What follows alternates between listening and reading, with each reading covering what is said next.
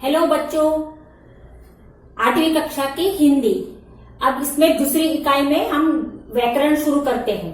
तो पहले हम देखते हैं संज्ञा। संज्ञा के बारे में तो आप सभी लोग पिछली कक्षाओं में पढ़ चुके होंगे, है ना। संज्ञा किसे कहते हैं? संज्ञा की परिभाषा किसी व्यक्ति, प्राणी, वस्तु, स्थान, गुण, भाव आदि के नाम को संज्ञा कहते हैं।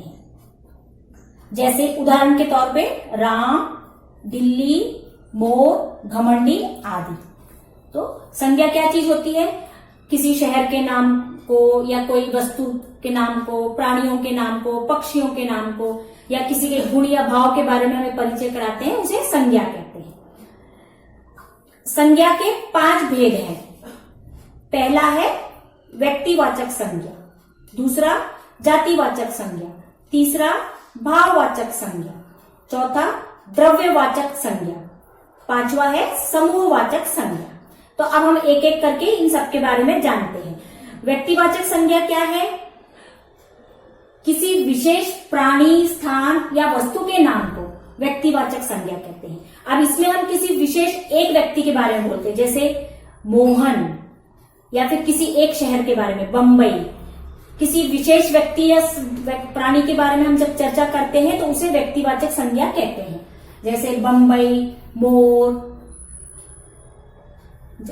जातिवाचक संज्ञा, अब इसमें क्या होता है? जातिवाचक संज्ञा में जो संज्ञा शब्द पूरी जाति का बोध कराते हैं हम, जैसे हम किसी का नाम ना लेते हुए पूरी जाति के बारे में बात करते हैं, तब उसे जातिवाचक संज्ञा कहते हैं। उदाहरण के तौर पर जैसे बगीचा, शहर, बच्चे आदि। भाववाचक संज्ञा, जैसे नाम से ही पता चल रहा है भाव। तो भाववाचक संज्ञा क्या होती है? जिसमें हम किसी के भाव, गुण, अवस्था या दशा का बोध कराते हैं, उसे भाववाचक संज्ञा कहते हैं। जैसे स्वराज्य, सरलता, घमंडी, नम्रता, ये सब उनके भाव हैं। चौथा है द्रव्यवाचक संज्ञा। अब द्रव्य यानी तरल पदार्थ। जो संज्ञा शब्द हमें किसी द्रव्य या पदार्थ का बोध करवाते हैं, उसे हम द्रव्यवाचक संज्ञा कहते हैं, जैसे पानी, दूध, तेल आदि। अब पांचवा है समूहवाचक संज्ञा। तो समूहवाचक संज्ञा क्या है? जो संज्ञा शब्द किसी समूह या पूरी समुदाय के बारे में बोध कराते हैं, उसे समुदायवाचक संज्ञा कहते हैं, जैसे सेना, दल, टुकड़ी आदि। तो ये सब हो गया संज्ञा के बारे में।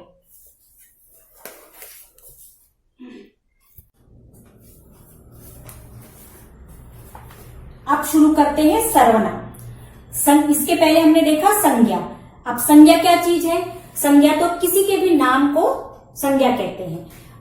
अब सर्वनाम है जिन शब्दों का प्रयोग संज्ञा शब्दों के स्थान पर किया जाता है, उन्हें सर्वनाम कहते हैं। जैसे सर्वनाम में क्या होता है? हम किसी का नाम ना लेते हुए उसके जगह दूसरे शब्दों का यूज करते हैं, तो उन्हें कहते हैं सर्वनाम। जैसे उदाहरण के तौर पर वह, इसे, उनका, हम आदि। तो अब हम यहाँ पर किसी का नाम ना लेते हुए दूसरे शब्दों का प्रयोग करते हैं। सर्वनाम 6 प्रकार के होते हैं। पहला है पुरुषवाचक सर्वनाम, दूसरा निश्चयवाचक सर्वनाम, तीसरा है अनिश्चयवाचक सर्वनाम, चौथा है निजवाचक सर्वनाम, पांचवा है प्रश्नवाचक सर्वनाम, छठवां है संबंधवाचक सर्वनाम। अब एक एक करके इन सब के बारे में हम जानते हैं। पुरुषवाचक संज्ञा सर्वनाम क्या होता है? जिस शब्द से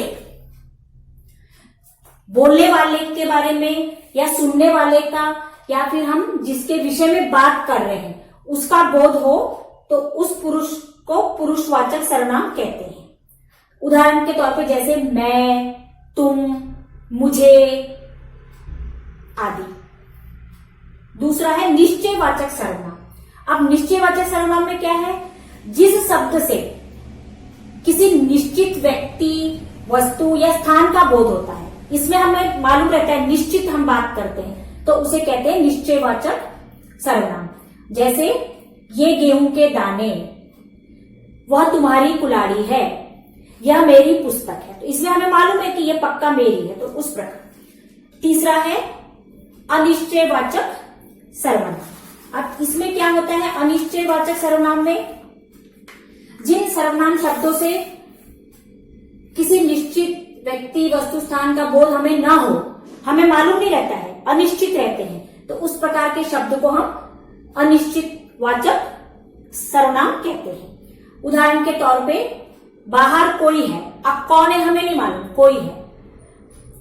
मां ने कुछ रोटियां दी, मेरे पास कुछ किताबें हैं, तो हम इसमें अनिश्चित शब्दों का प्रयोग करते हैं। अब चौथा है निजवाचक सर्वनाम। निजवाचक सर्वनाम में क्या होता है, जो सर्वनाम शब्द अपनेपन का बोध कराते हैं, निज यानी खुद का, तो अपनेपन का जो बोध करवाते हैं उसे कहते हैं निजवाचक सर्वनाम। जैसे मैं अपने आप खा लूंगी, मैं अपना काम स्वयं कर सकती हूं, यानी हम जानते हैं ना, मैं अपना काम स्वयं कर सकती हूं, आप स्वयं वहां जा सकते हो, इस प्रकार। पांचवा है प्रश्नवाचक सर्वनाम।